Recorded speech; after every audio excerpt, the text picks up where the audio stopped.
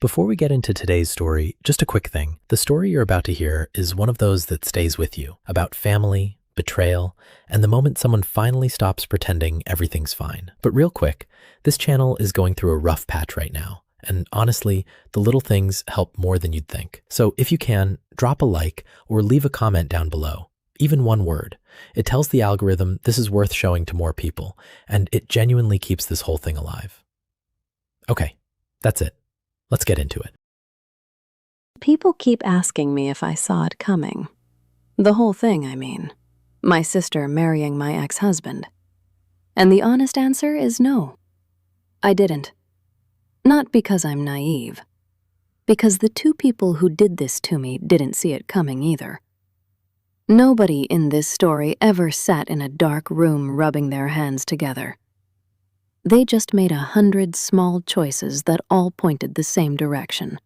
And one day they looked up and they were standing somewhere they swore they'd never go. My name's Leah. I was 33 when it happened. I live in Denver. I coordinate projects for a small firm that does commercial build-outs. The unglamorous kind. Restaurant remodels, office renovations. I spend a lot of my life sitting in traffic on I-25 with the coffee going cold in the cup holder. I hate phone calls after 5. I'm the person who, when there's a problem, everybody just kind of assumes we'll be fine. She'll be okay. Leah always is. I want you to hold on to that, because it matters later. My ex-husband's name is Miles. I met him when I was 24. He does estimating for a company that installs commercial HVAC systems. And I know what you're picturing. Some obvious villain. Some guy with a temper or a drinking problem. That smile that never quite reaches his eyes. He wasn't any of that. That's what made all of it so much worse, honestly. He was normal. He was kind, most of the time. We were together almost 9 years. 6 of them married. And for a long stretch, it was good. Not fireworks. Good. We bought ugly furniture off Facebook Marketplace and argued about whether the couch was actually beige or gray. We drove up into the mountains on Saturdays. We fought about the dishwasher. Who loaded it wrong? Who never ran it? We watched the same stupid shows over and over. That's a marriage. That's the real thing. The last 2 years, he started to drift. There was no explosion. He just receded. He stayed later at work. He was on his phone more. He stopped suggesting things, trips, dinners, anything that started with, "Hey, what if we..." When I asked what was wrong, he'd say, "I don't know, Leah. I'm just tired." And you can't fight tired. You can't argue with a man who won't tell you what the fight is even about. Eventually, he told me he wasn't happy anymore. And I asked him. I looked right at him and I asked, "Is there someone else?" And he said, "No, I swear." I believed him. We divorced pretty cleanly, actually. No screaming, no lawyers circling. I told myself we were just one of those couples who quietly ran out of road. That story let me sleep at night. I held on to it for 8 whole months. Then my sister blew it up. Her name's Taryn. She's 4 years younger than me, and she was never the villain in my life. Not before this. She was the one who'd call me after a bad date and let me vent for an hour. She'd show up at 10 at night with a bottle of wine and a bag of tacos when I was falling apart. She knew everything about my marriage, every crack, every bad night. When things got hard with Miles, Taryn was right there beside me, holding my hand. She asked me to meet her at a little cafe in Cherry Creek, and the second I sat down, I knew something was off. She wasn't eating. She was just shredding a paper napkin into these tiny little strips, over and over. I thought she was pregnant, or that she'd lost her job. I actually reached across the table for her hand, And she said, "Miles and I are seeing each other." And here's the strange thing about your brain in a moment like that. It just refuses. It won't accept the sentence. I honestly thought she meant she'd run into him somewhere. So I said, "Seeing him where?" And she looked down at the napkin, and she said, "No, I mean, we're together." I don't remember the next part clearly. I remember the sound of the espresso machine. I remember a guy at the next table laughing at his phone. I remember thinking the light in there was really yellow. Your mind grabs the dumbest details when the big thing is too heavy to lift. She said it fast, like she'd rehearsed it. Nothing happened while you were married. And later, separately, in his own kitchen, Miles told me almost the exact same thing. We didn't do anything while you two were together. But listen to how they both said it, because I've turned it over about 1,000 times since. They both said, "We didn't do anything."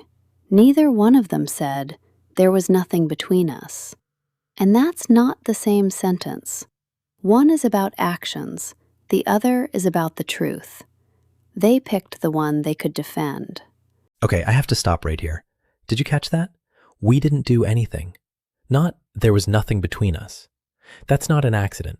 That's the kind of sentence people build very carefully. And once you hear it that way, you can't unhear it. Tell me in the comments, would you have caught that in the moment? Because I'm not sure I would. So I did the thing I do. I didn't scream. I didn't post about it. I didn't call every relative and burn the house down. I just left. I finished my coffee. I actually finished it, which I think about sometimes. And I drove home, and I stopped talking to my sister. I thought that would be allowed. I thought a person was allowed to just quietly step back from something like that. I was wrong. Because that's when the family got involved. My mom's name is Denise. My dad is Greg. And my mom, she didn't come at me with, "You have to forgive her." She was smarter than that. Meaner, actually. What she said was, "I just don't want this to define our family forever." Which sounds so reasonable, doesn't it? Until you realize what it's actually doing. It's making the wound the problem, not the thing that caused the wound. Me being hurt became the inconvenient thing everyone had to work around. By Thanksgiving, it was full-on absurd. My mom called to ask, and she was so gentle about it, that's what got me. She asked if I'd be okay with Miles coming to dinner. My ex-husband, to my parents' Thanksgiving, because he was with my sister now, so, he was family. I said I wasn't coming, and my mom went quiet for a second. And then she said, "Your father hasn't had both his daughters at Thanksgiving in almost a year." And there it was. Somewhere in the space of a few months, I had become the one tearing this family apart. Not the two people who'd started dating behind my back. Me. The one who wanted to eat a turkey without her ex-husband holding her little sister's hand across the table. I had one person who never once said, "but their family." My best friend, Cassie. She's a dental hygienist, lives out in Lakewood. She never pushed me toward revenge. She never told me to key his car or make a scene. She just said one thing. And I still hear it in her voice sometimes. She said, "You don't have to make this comfortable for them." So about a year goes by. I barely see my sister. And then one afternoon she calls, and she wants to meet up. And against my better judgment, I say yes. We walk around Sloan's Lake. The water was that flat gray it gets before it snows, and she's talking about nothing, and then she stops, and she turns her hand over, and there's a ring on it. Miles proposed. And I wasn't jealous. I promise you I wasn't. I did not want him back, not for 1 second. What hit me What actually took the wind out of me right there on the path was something else. My ex-husband was about to go build the exact life we'd had. The couch, the mountains, the stupid shows. With my little sister. The whole thing I'd lost, he just handed it to her. Like I'd only been keeping the seat warm. I congratulated her. I actually did. My mouth said the words. I don't know where they came from. A few weeks after that, she came over. Brought food, the way she used to. We sat at my kitchen counter, and it almost felt normal for a second. And that's when she said it.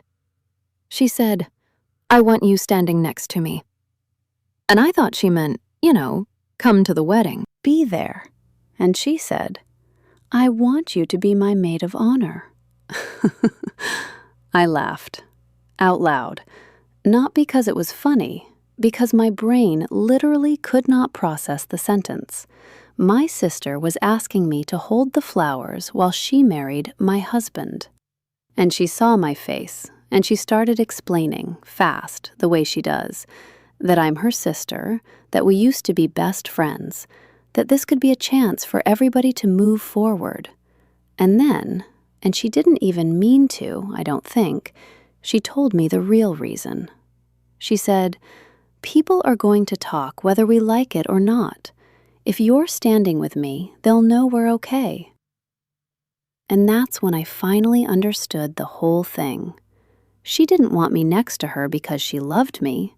She wanted me there as proof, a public stamp that said, "Look, even Leah's fine with it, so it couldn't have been that bad, could it?"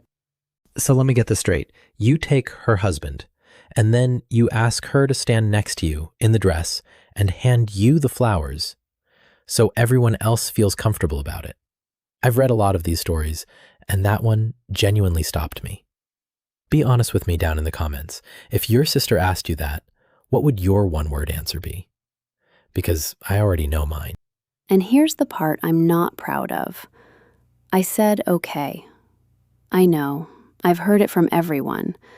And I'll tell you why. Because if I clean it up, it's a lie. It wasn't one clean reason. Part of me just wanted the whole thing to be over. Part of me wanted to prove to myself that I was above it, that they couldn't touch me. And part of me, the tiredest part, was just exhausted from being the person everyone couldn't get past. I'd been carrying that for a year. And yes, was lighter to carry than no. At least for a little while. So I said okay. The wedding was going to be at one of those industrial event spaces in Rhino. Brick walls, string lights, a little courtyard out back. Not some $100,000 affair. 80, 90 people. Nice, but real. And during the dress fittings, I started noticing something. Taryn kept asking me the same question. "You really are okay, right?" Over and over. And it took me a while to hear it properly. She wasn't asking because she was worried about me. She was asking because she needed the answer. She needed me to keep saying yes so she could keep sleeping. And Miles was doing it too. He kept trying to catch me alone. A word here, a look there. Like there was something sitting in his chest he needed to put down, and I was the only place he could set it. 3 days before the wedding, there was a rehearsal dinner. Some brewery on the northwest side, a private room in the back. And at one point I stepped outside just to breathe. The air out there. You know that dry, cold Denver gets at night, where it feels like it's pulling the water right out of you. And Miles came out after me. He said he needed to explain something. And I told him, and I meant it. I said, "You don't owe me an explanation anymore." And he said, "I need you to know I never cheated on you." And I said, "I didn't ask." But he kept going. And this is where the truth finally came out. And it wasn't some big criminal conspiracy. It was so much more human than that. Which is exactly why it was so much worse. Months before he asked me for the divorce. Months. He was already talking to Taryn. Not sleeping with her. Talking. She knew every fight we'd had. Because she was my sister. Because I'd told her. And he started going to her with it. Complaining about me. To my sister. They got coffee a few times. Just coffee. And one of those times, Taryn said something to him. She said, and I'm quoting my ex-husband here, she said, "Sometimes I think you married the wrong bracket, sister." And they laughed. He told me they laughed. He kept insisting, nothing physical happened. And you know what? I believe him. I actually do. But standing in that cold parking lot, I finally understood the real thing. My sister had been inside my marriage. Emotionally. All the way inside it. Before it ended. She wasn't the woman he ran to after. She was the reason there was somewhere to run. And I asked him one more thing. I said, "Did she ever tell you to work things out with me?" And he didn't answer. He just stood there. And that was the loudest thing he said all night. Because my sister knew I was still trying to save my marriage. She knew because I told her, in her car, at 10 at night, over tacos and wine, crying. And instead of stepping back, instead of putting 1 inch of distance between herself and my falling apart husband, she became the soft place he landed. He said it wasn't planned. And I said, I know, that's what makes it worse. And that's the part that gets me. It wasn't some dramatic affair with a villain twist. It was slower than that. It was coffees and late-night texts, and one person quietly becoming the place he ran to, while she was still trying to save her marriage. That's the version that actually happens to real people. If this is hitting a little too close to home for someone you already know who to send this to. I went home that night and I did not sleep. The morning of the wedding, I woke up around 6. The maid of honor dress was hanging on my closet door, sage green. I picked it out myself, if you can believe that. And I lay there and I looked at it for a long time. And for the first time in this entire year, I didn't ask myself, what's the right thing to do? I didn't ask what would keep the peace, or what would make my mother happy, or what would make me look like the bigger person. I asked myself, what do I actually want? And I picked up the phone and I called my sister and I said, I'm not doing this. She thought I meant I was skipping the hair and makeup part. She said something about the timeline. And then she got quiet and I heard her get it. She said, you can't do this to me today.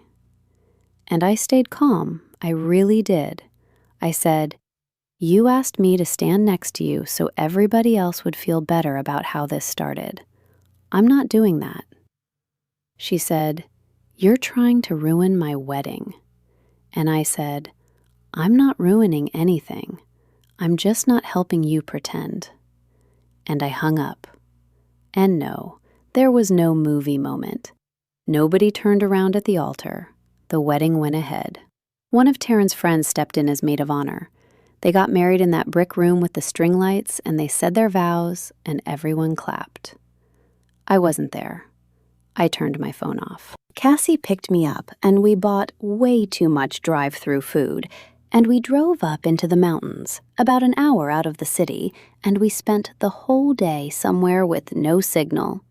And I'm not going to tell you it was the best day of my life. That would be a lie, too. I cried in the car. Hard.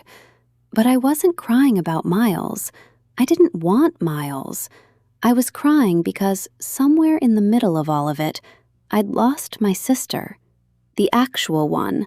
The one with the tacos and the wine. She was just gone. After the wedding, my mom barely spoke to me for weeks. When she finally did, she said, "You embarrassed your sister." And I said, "She survived." And I made one rule for myself, and I've kept it. I don't talk about Taryn and Miles. I don't ask about them, and I don't go to family events where they'll be. No ultimatums. I never once asked my parents to choose me over her. I just quietly stopped showing up where it would hurt. It turns out you're allowed to just not be in the room. Their marriage didn't fall apart because of some dramatic karma. It fell apart because of how it started. Taryn couldn't stop comparing herself to me. She'd ask him things. "Did you do this with Leah? Where did you two go on vacation? Why do you still know her coffee order?" And he'd get irritated. And then she started being scared of the obvious thing, the thing she should have been scared of from day one. If this man could walk emotionally out of one wife and straight into her sister, what stops him from doing the exact same thing to her someday? It stopped being a love story and became two people living with how they'd gotten there. About 9 months after the wedding, my sister called me. Late. I didn't pick up. And then a text came through, and I still have it. It said, "Did Miles ever make you feel like you were crazy for asking questions?" And I typed out an answer. And I deleted it. And I typed another one. And I deleted that too. And in the end, I sent nothing. Because if I stepped back into that, if I became her confidant about my ex-husband, I'd be the third person in their marriage, the exact way she was the third person in mine. And I was done. A few months after that, Miles emailed me. Nothing openly romantic. He wrote, "I think about how badly I handled everything. And you deserved more honesty than I gave you." I read it once, and I deleted it. I didn't write back a beautiful speech. I didn't need to. I didn't need the last word anymore. My life, in the meantime, just got smaller and better. My lease ended and I moved off Sloan's Lake. Not because it reminded me of him. It just didn't. I found a little place near City Park because I wanted a different neighborhood. I got more responsibility at work. I didn't become CEO of anything. I just started making a little more. And for the first time in my life, I planned a vacation entirely by myself. For myself. And Cassie dragged me to a trivia night with her friends. And there was this guy there. Drew. Civil engineer. Friend of Cassie's boyfriend. And nothing happened. That's the good part. The first night, he didn't even ask for my number. A few weeks later, we got into a stupid argument about which horror movie is the actual worst ever made, and ended up sitting on the floor eating pizza after everyone left. It went slow. Months. And here's the contrast that told me everything. By the end of my marriage, I'd gotten so used to guessing what Miles was thinking. Drew just tells me. If he's busy, he says he's busy. If he wants to see me, he says he wants to see me. And at first, that simple honesty felt strange to me. Suspicious, almost. That's what all that guessing does to you. You forget that some people just say the true thing out loud. About 16 months after the wedding, Taryn and Miles separated. Nobody cheated, nobody had an affair. They just found out that a relationship that felt so powerful while it was forbidden turned out, in daylight, to be mostly jealousy and guilt. Taryn moved back in with our parents for a while. Miles got an apartment. And my mother called me. Of course she did. And she said, "She really needs you right now." And I said, I needed her too. I didn't yell. I didn't list every wound. I just said that one thing. And then I changed the subject. It's about 2.5 years now since it all started. I'm 35. Drew and I have been together over a year. We're not engaged. We might not be for a while, and I'm genuinely fine with that. We just live together and build a normal, quiet life, and it's the least dramatic thing that's ever happened to me, and I love it more than I can say. Last week, there was this evening. Nothing special, that's the point. A few friends over at our place, Cassie and her boyfriend, Drew in the kitchen making too much food. The balcony doors open. Summer air, the sound of the city coming up from the street. My phone was face down on the counter, and it lit up. A text from my mom. I could see the start of it without even turning it over. It said, "Taryn asked about you." And I looked at it. I did. For a second. And Drew called from the kitchen. "You coming?" And I put the phone back down. Face down. And I said, "Yeah." And I went to be with the people who were actually in the room. I never got the revenge people seem to want when they hear this. Miles never crawled back. Taryn didn't end up on the street. My parents never stood up and said I'd been right all along. For a long time, I thought I needed all of that. I thought the ending would be the day they were finally sorry. Turns out I just needed to stop waiting for it. Man, I keep coming back to that last line. She stopped waiting for them to be sorry, and that's when it was finally over. No revenge, no big blow-up, just a woman choosing the people in the room. If that landed for you even a little, do me a favor, drop a like, or leave one honest comment below. That's it. This channel's been going through a rough stretch, and those tiny things genuinely keep it alive. I read every single one. I'll see you in the next story.